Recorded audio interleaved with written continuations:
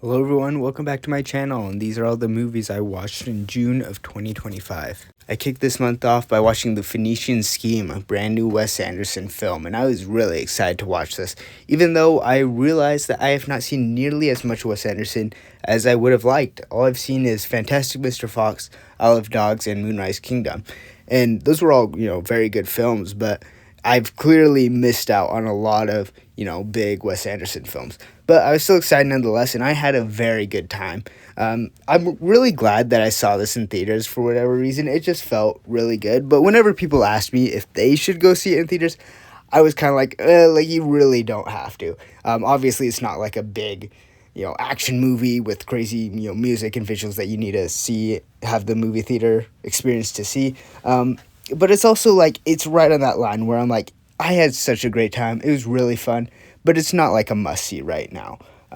It is also a movie that I want to rewatch because I do feel like there is some more depth and stuff there, just within the characters. I feel like there is more substance there that I don't think I quite really clicked with on the first viewing. So, I don't know. I could like it even more on subsequent viewings, but I'm really just not sure. But even despite all that, it is just such a fun movie. You'll just have a great time watching it. And then I watched Whiplash. Multiple people in my personal life have told me that I really should watch this and that I'll love it. And it's been a long time coming, and so I've finally given it a watch. And yeah, it is absolutely incredible. It really is my kind of movie. At first, I like one of the reasons why I put it off, I think, is just I felt like I understood it pretty good. Like, just the way people talked about it, I was like, okay, I know the concept. I get the idea. It's just about, obsession and how that can destroy you. But I think there's a lot more depth to it. Like, yeah, that's a general sense, you can say. But it's just a movie that makes you ask so many questions about the nature of ambition and talent and practicing to achieve something great. What does it mean to be great? It's not a movie that I think takes a really hard stance, and I think that was kind of my idea of it that I had going into it, that it would just kind of display this simple message. But it's really just a movie of several questions and really getting the viewer to just think and question things and to really just reflect on themselves. And I really like movies like that. I also just generally like movies about ambition and becoming great. So that was cool. The music's great. There's so much else I can say. It's a fantastic movie. And then I watched Mission Impossible: The Final Reckoning. I've seen very little of the Mission Impossible series, just the first one, the third or fourth one, and then Dead Reckoning and Final Reckoning. So I'm pretty unfamiliar with this series.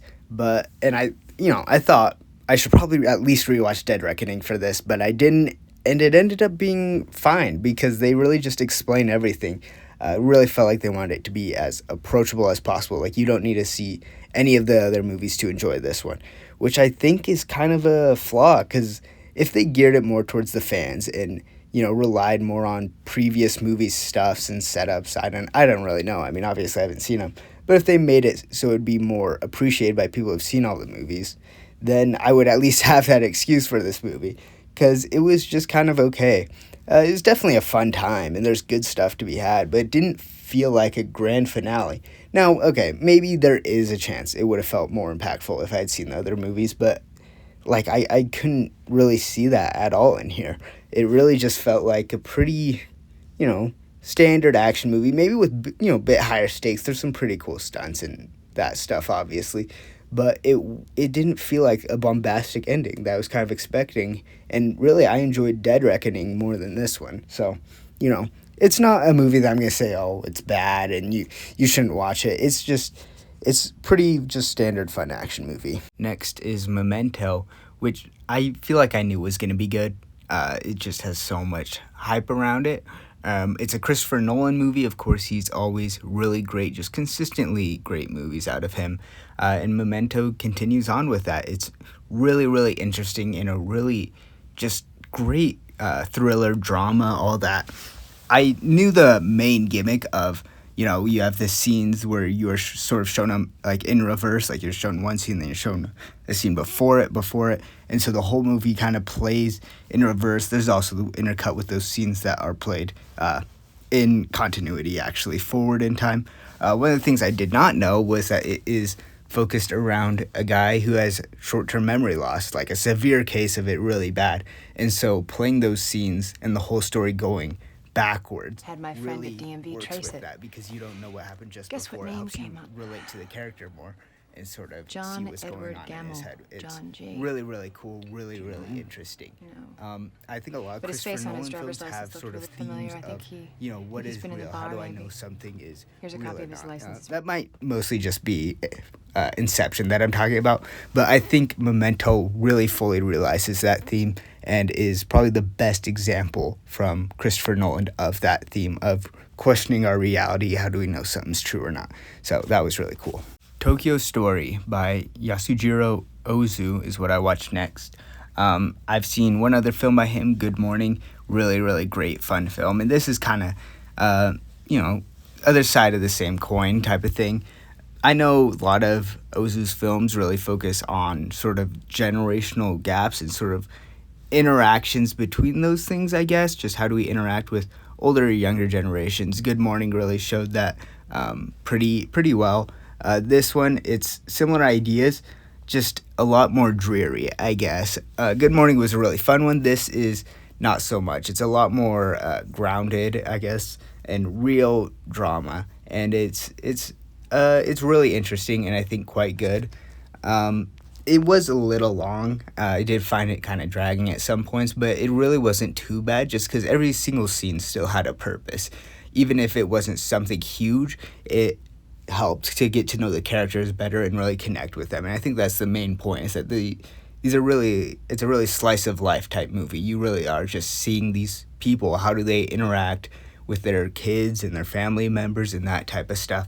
And it's done just really well, just really real dialogue. All the characters feel very real, and it makes the more emotional moments when they come up really hit that much harder.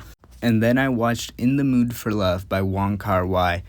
I've been kind of avoiding Wong Kar-wai, to be honest, after Chungking Express, because it really just wasn't my thing. I could see why people liked it, but it just didn't work for me in many ways.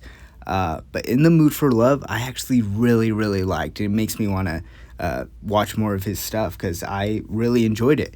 I definitely see the similarities to Chungking Express, just in the sense that I think both films are really focused on building an atmosphere and an overall aesthetic, and just kind of conveying a general feeling to the viewer. And I guess In the Mood for Love just worked better for me. The aesthetic, the atmosphere it built was just way more interesting and hit harder for me than Chungking Express. It has just some great cinematography. Absolutely love the visuals all throughout this. It was a very grounded story. It felt real. The emotional moments hit. Just well-written romance, which I have not seen a whole lot of well-written romance movies. I really want to watch more, but I'm really excited to actually watch more of Wong Kar-wai's stuff because he hit it out of the park for this one, at least for me. It does make me appreciate Chungking Express a little more because I can better see, okay, if the atmosphere and aesthetic was something I more enjoyed in Chungking Express, I can see why it worked. Just seeing how well he does it in The Mood for Love, it's a fantastic movie. And that's everything I watched this month. Not a whole lot. I really wish I would have watched more. Hopefully I can in this next month. But leave a comment on your thoughts on these movies, and I will see you guys next time. Bye.